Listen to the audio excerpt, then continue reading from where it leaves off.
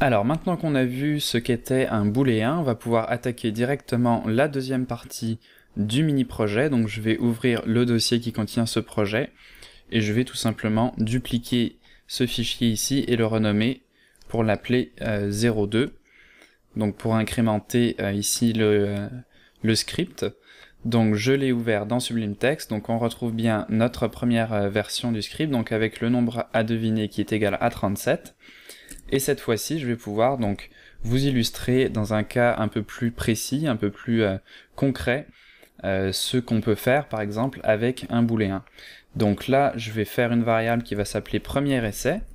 Donc on imagine que ici c'est le premier essai de l'utilisateur qui essaie de deviner le nombre. Donc je vais dire que cette variable est égale à 50. Donc là c'est le deuxième joueur qui essaie de deviner et qui dit que, qui propose comme valeur, si vous voulez, 50. Donc là, ce qu'on va vouloir faire, c'est comparer ces deux valeurs. Donc comparer le nombre à deviner et le premier essai pour voir s'ils sont identiques ou non. Donc là, ce que je vais pouvoir faire, c'est faire une variable résultat dans laquelle je vais dire nombre à deviner égal, donc on se souvient ici 2 égale pour la comparaison, et on va comparer donc le nombre à deviner avec le premier essai, ici. Alors je vais me faire un petit peu plus de place comme ça, donc voilà. Dans le résultat, on met le résultat de la comparaison des deux variables, donc la comparaison entre le nombre à deviner et le premier essai. Donc je vais faire un print de ce résultat. Voilà, je sauvegarde. Et je vais lancer donc ce script ici, donc je le glisse dans le command prompt ici, je l'exécute, et là, voilà, le résultat est faux, puisque ici ce n'est pas le même nombre, donc là, ça nous permet vraiment de comparer deux variables.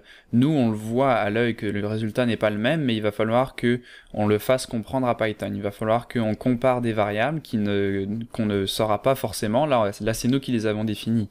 Donc on sait bien que les deux ne sont pas les mêmes, et on sait donc que le résultat va être faux. Mais quand le nombre à deviner va être assigné aléatoirement, et que le joueur va entrer un nombre ici qu'on ne connaît pas, on ne pourra pas être là derrière pour affirmer ou non si le résultat est bon ou pas. Donc c'est pour ça que le fait de pouvoir comparer comme ça deux variables pour retourner un résultat, vrai ou faux, ça va nous permettre d'effectuer cette comparaison. Donc là, par exemple, si je mets en premier essai 37, donc là on le voit bien que c'est la même valeur, donc je sauvegarde, je relance, et là cette fois-ci le résultat est true. Donc on pourrait mettre une autre condition après qui dit si le résultat ici retourne true, alors le joueur a gagné, il a bien deviné le nombre, sinon il a perdu. Donc ça on le verra dans une autre partie plus tard, ça va être les conditions, donc if, else, etc. Donc on verra ça dans une autre partie. Voilà juste pour l'exemple 2, donc le projet devine un nombre, deuxième partie avec les booléens et ce qu'on peut faire avec ça. Donc voilà pour cette partie.